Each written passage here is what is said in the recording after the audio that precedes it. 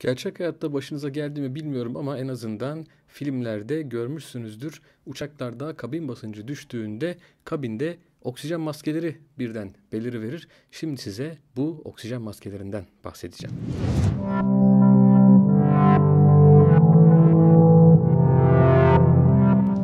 Öncelikle her canlı yaşayabileceği bir ortama sahiptir. Yani her canlı doğal ortamında hayatta kalabilir. Eğer ortam değiştiriliyorsa, yani bu doğal ortamın dışına çıkılıyorsa suni bir takım önlemler almak gerekir. Bir şekilde yani o canlının yaşamına elverişli ortamı oluşturmak gerekir.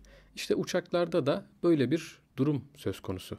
İnsan uçan bir varlık olmadığı için, hele ki yaklaşık 30 bin feet yükseklikte nefes alması mümkün olmadığı için, yani hayatta kalması mümkün olmadığı için uçaklarda insanın yaşayabileceği, uçuş boyunca yaşamını devam ettirebileceği bir formda tasarlanıyor. O şekilde havalandırma vesaire gibi işlemler yapılıyor. Yani bir nevi suni bir ortam oluşturuluyor uçaklarda. Normalde biz insanlar olarak 4500 metre yüksekliğe kadar olan yüksekliklerde nefes alıp verebiliyoruz, yaşamımızı idame ettirebiliyoruz. Daha fazla yükseğe çıkıldığında, yani 4500 metreden daha yükseğe çıkıldığında nefes almamız mümkün hale gelmiyor. Bunda oksijenin, basıncın ve sıcaklığın etkisi var tabii ki. İşte bu yüzden uçaklar dış ortamdan tamamen izole edilecek şekilde tasarlanmış. Yani o yükseklerdeki basınç etkisini biz hissetmiyoruz bu sayede. Çünkü uçaklar bildiğiniz gibi 30-35 bin fit civarında genellikle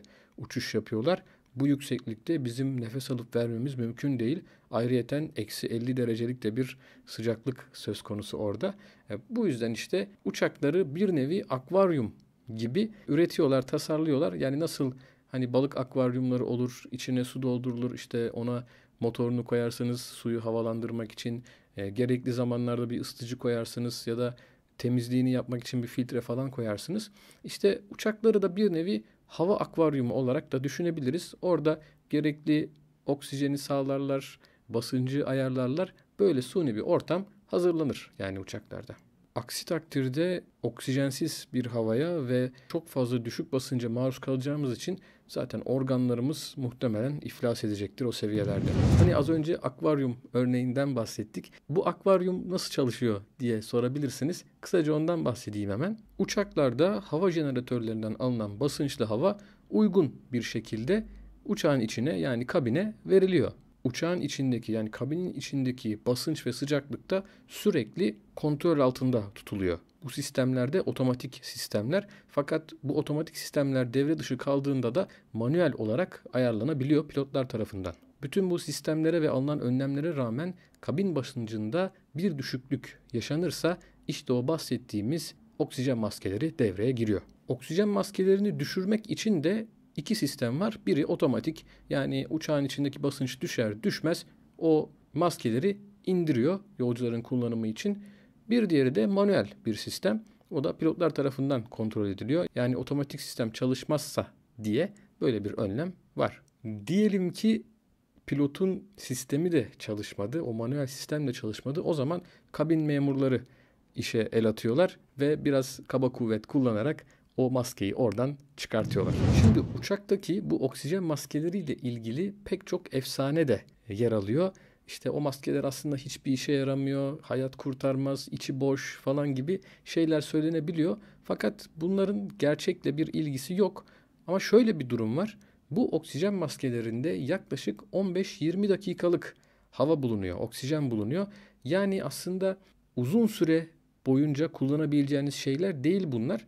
Fakat hayat kurtarmaz da diyemeyiz. Çünkü bu 15-20 dakikalık oksijen alımı yolcuların hayatını kurtarması için önemli bir süre.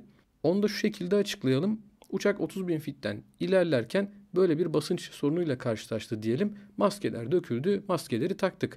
Uçak bu gibi durumda hemen irtifa kaybeder. Yani inişe geçer. Neden diye soracaksınız. Şöyle cevap vereyim. Yani insanların maskesiz bir şekilde, doğal bir şekilde nefes alabilmesini sağlaması için uygun seviyeye inmesi lazım uçağın. Hani biraz önce de demiştik, 4500 metrenin altında biz solunum yapabiliyoruz. İşte o seviyelere iniyor uçak. Yani insanlar düzgün bir şekilde nefes alabilsin, herhangi bir sıkıntıyla karşılaşmayalım diye. Yani uçak o 30 bin feet civarlarında uçarken solunum yapabilecek yüksekliklere inmesi, yani 10 bin feet gibi irtifalara inebilmesi 10 dakikada olabiliyor. Hatta daha kısa sürede bile olabiliyor. Yani oksijen maskeleri bu gibi durumlarda yeterli oksijene sahip. Kimsenin de oksijen maskesi bir işe yaramaz demesine aldırış etmeyin. Oksijen maskeleriyle ilgili şöyle bir garip durum da var. Yani pek çok kişiye garip geliyor bu. Özellikle uçuş öncesinde kabin memurları biliyorsunuz çeşitli uyarılar yaparlar. Bazı şeyler sizlere bildirirler. Oksijen maskesiyle ilgili yaptıkları uyarılarda da önce kendinize, daha sonra çocuğunuza takmanızı söylerler. Şimdi burada kimileri bu uyarıyı dikkate almaz. Ya herhalde yanlış söylediler diye düşünürler ya da ben yanlış anladım herhalde diye düşünürler. Yani çünkü önce kadınlar ve çocuklar diye kalıplaşmış bir şey olduğu için insanlar böyle düşünebiliyorlar. Fakat kabin memurlarının bize söylediği ya da o uyarılarda bize söylenen şey doğru. Yani önce kendimize, ardından çocuğumuza vermemiz gerekiyor oksijen maskesini.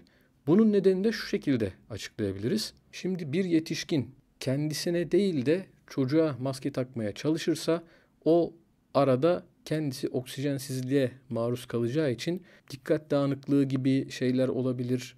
Bir an baş dönmesi gibi semptomlar gösterebilir. Yani hem çocuğa maskeyi takamaz hem kendisine maskeyi takamaz. Bu yüzden böyle durumlara maruz kalmamak için hemen kendisine maskeyi geçirdikten sonra çocuğuna vermesi lazım ki ikisi de bu şekilde maskeyi takabilsinler. Ayrıca araştırmacılar şunu da ortaya koymuş. Çocuklar yetişkinlere göre oksijensiz kalabilme konusunda daha dayanıklılarmış. Yani böyle bir durum da var. Ama asıl neden az önce bahsettiğimiz gibi herhangi bir baş dönmesi, mide bulantısı, solunum yetmezliği gibi durumda dikkatimiz dağılacağı için hem çocuğumuza hem kendimize maskeyi takamayabiliriz. O yüzden hemen kendimize taktıktan sonra çocuğumuza da maskeyi takacağız.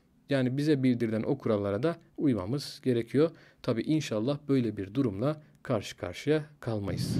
Evet, genellikle filmlerde gördüğümüz bu oksijen maskesi meselesini sizlere biraz aktarmış olduk. Tabii biraz önce dediğim gibi inşallah böyle bir şeye maruz kalmayız. İnşallah kendi gözümüzde oksijen maskelerinin düştüğünü görmeyiz. Bu şekilde havacılığa dair videolarımızı yapmaya devam edeceğiz. Sizin de bu konuda merak ettikleriniz varsa bize yorum olarak bildirebilirsiniz. Bir sonraki videoda görüşmek üzere.